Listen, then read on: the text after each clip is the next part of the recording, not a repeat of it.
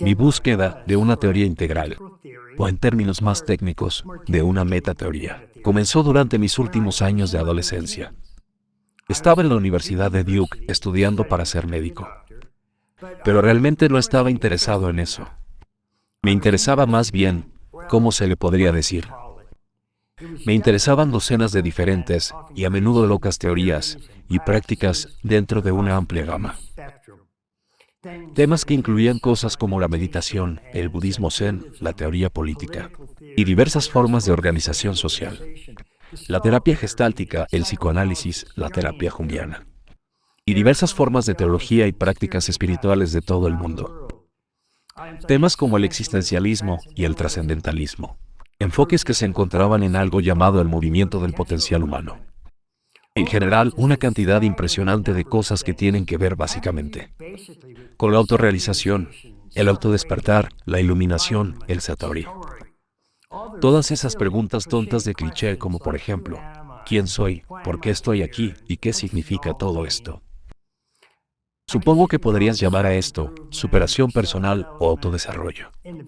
En el sentido más amplio, me interesaba ser la mejor persona posible y de esta forma, poder ayudar al mundo al máximo.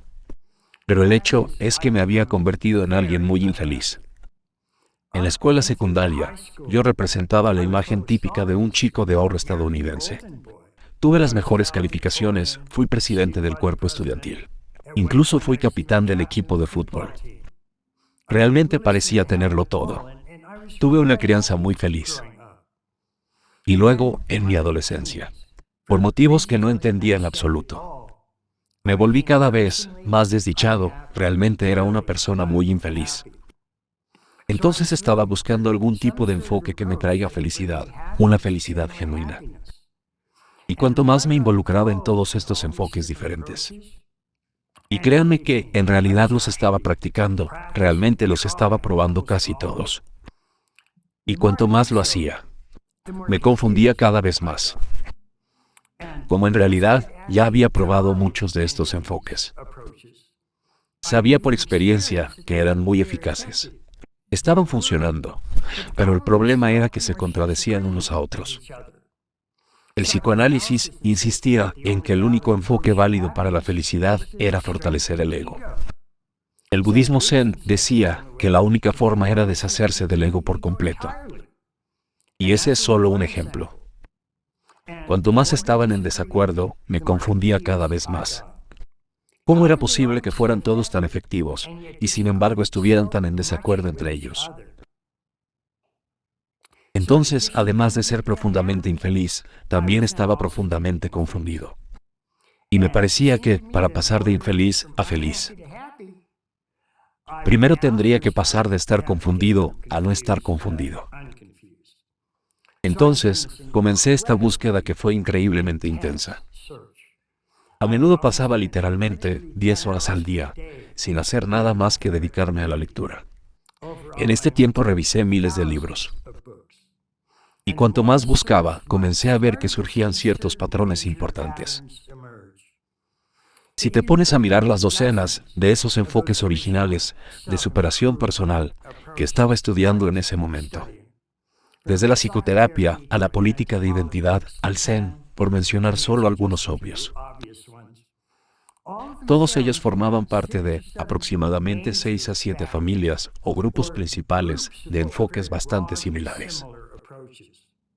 Y cada uno de ellos estaba involucrado con una identidad, que cada vez crecía más y más, haciéndose más grande y más grande, y cada vez más completa. Permítanme darles una especie de ejemplo simplista muy rápido. Los enfoques específicamente psicoterapéuticos, comenzando con el psicoanálisis y pasando por cientos de ramas diferentes. En general, sostienen que lo que causó sufrimiento en los seres humanos fue que algún aspecto de la psiquis, algún aspecto de ellos mismos había sido reprimido, negado y también escindido. Esto causó que un ego total y completo, es decir, una autoimagen precisa, se distorsione o se reduzca a una pequeña imagen inexacta de sí mismo, a menudo llamado la persona, que se separó del material reprimido y negado, llamado la sombra. Y esta división fue la principal causa del sufrimiento humano.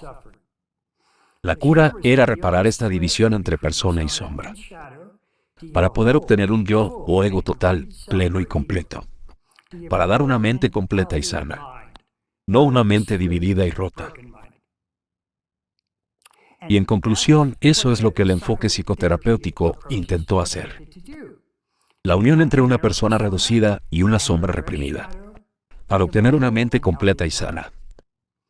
Cada una de las escuelas de esta familia le dio diferentes nombres a todos esos elementos.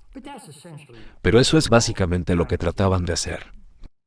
Luego, había un enfoque totalmente diferente, a menudo llamado humanista o existencial. Sostenía que incluso si te curabas y controlabas la mente, había un problema más profundo. La persona típica se ha vuelto realmente poco auténtica y verdaderamente infeliz, porque se ha disociado o ha dividido su mente. De forma completa o no, han separado su mente de su cuerpo. Dicen, soy una mente, pero tengo un cuerpo. Y esta posesión, que es el cuerpo, de cierto modo, simplemente queda colgado debajo de ellos.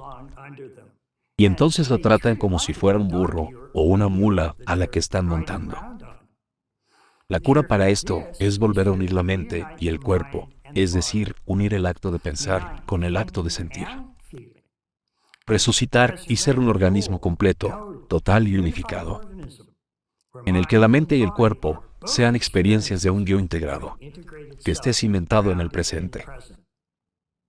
Luego llegaron los enfoques biosociales y dijeron que todo estaba bien, que todo era real. Pero la forma en que interpretas, experimentas y sientes este organismo total depende de todo tipo de identidades construidas socialmente que llevas dentro. Tu raza, sexo, etnia, género, etc. Y para encontrar la verdadera libertad y felicidad, tienes que abordar esos problemas subyacentes. En teoría, suena bien. Sin embargo, cada una de las grandes tradiciones místicas, sin excepción, dijo que no, que ese no es el problema real. Incluso si reconoces tu identidad social y consideras la unión mente-cuerpo como un organismo auténtico y total, el problema verdadero radica en que has separado tu identidad real en un organismo individual frente al resto del mundo. Tu verdadera identidad es en realidad una con todo el universo.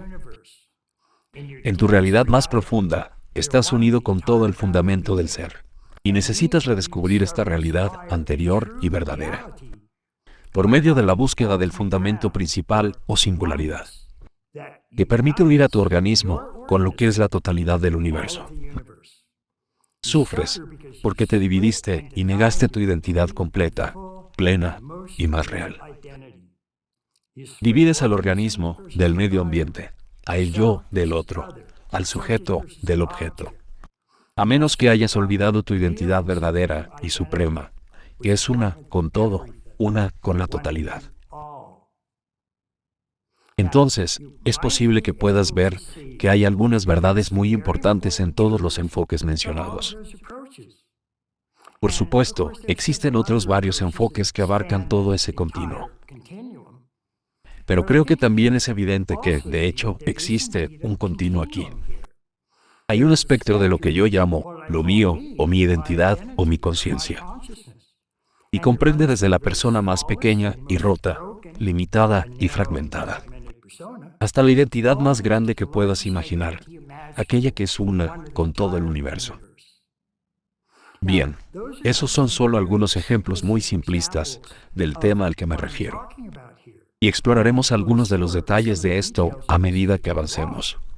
Pero el punto general es que, en total, había al menos alrededor de 6 o 7 niveles principales, o bandas u ondas, en este espectro general de conciencia.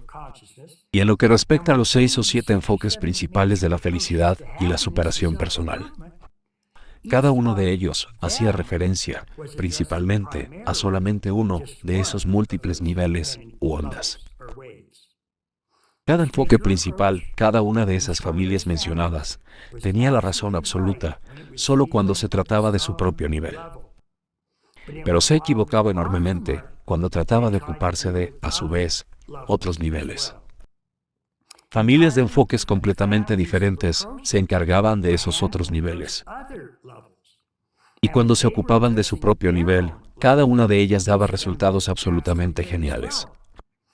Pero cuando salían de su territorio, los resultados eran terribles. Muy bien, permíteme darte un ejemplo muy rápido. Freud dijo en su libro, El porvenir de una ilusión, que la experiencia mística de la unidad última, a la que llamaremos la conciencia, que, de hecho, es una realidad genuina que proviene del nivel de ser uno con el universo. Sobre esto, Freud dijo que era solo una ilusión, causada completamente por el material de la sombra, algo que existe al nivel de la persona. Freud no había tenido una experiencia de conciencia de unidad absoluta. Entonces usa el nivel que conoce, la persona, el nivel de la sombra, para negar la realidad a un nivel completamente diferente. Pero lo mismo le pasó a él, porque la mayoría de los místicos niegan que el nivel de la sombra sea real. Lamentablemente, una experiencia de unidad absoluta no podrá curar el llamado material sombrío. Ambos enfoques están usando las realidades de su nivel para negar las realidades auténticas de otro nivel. Comencé a darme cuenta de que cada uno era un paradigma que no era capaz de manejar las realidades de otros paradigmas existentes. Cada uno violaba el principio de la no exclusión. Pero con este tipo de comprensión, podrías darte cuenta de que realmente todos tienen razón. Y por lo tanto, definitivamente podrías encontrar una manera de hacer espacio para todo. Comprender esto me liberó de mi confusión casi de inmediato. Estaba haciendo espacio para todo, y eso sí que tenía sentido. Y al llevar a cabo la práctica de estos diversos enfoques, de la manera integrada o integral que había descubierto, muy pronto también me volví bastante feliz. Escribí estos hallazgos en mi primer libro. Tenía 23 años en el momento que escribí ese libro. Decidí darle el nombre de El espectro de la conciencia. La idea principal en el libro era que la conciencia es un espectro, un arco iris de muchas franjas de colores diferentes, y que los enfoques sobre la conciencia, y también los enfoques de terapia y de superación personal en general, cada uno se había centrado en una de estas franjas. Y si queríamos comprender de manera completa la conciencia en sí misma y también comprender nuestra propia realidad, entonces necesitábamos incluir todos esos enfoques, la totalidad de esos paradigmas. Esa fue la primera vez que apliqué el principio de no exclusión. Y las diversas franjas o niveles se volvieron cada vez más inclusivas, cuanto más alto o más profundo fueras. La persona entera se unía con la sombra para producir el ego o la mente en su totalidad. La mente entera se unía al cuerpo para producir el organismo en su totalidad. Todo el organismo se unía al medio ambiente para producir el universo en su totalidad en una conciencia suprema de unidad. Esa fue mi primera aplicación del principio de englobar. Y realmente era necesario estar en un cierto nivel para poder sacar a la luz, promulgar o revelar las realidades de ese nivel. La primera aplicación del principio de la recreación. Así que continué desde allí para investigar más y más áreas, y encontrar cada vez más y más formas de aplicar la no exclusión a todas ellas. Hoy en día, miles de académicos de todo el mundo han agregado más de 60 disciplinas diferentes a este modelo integral.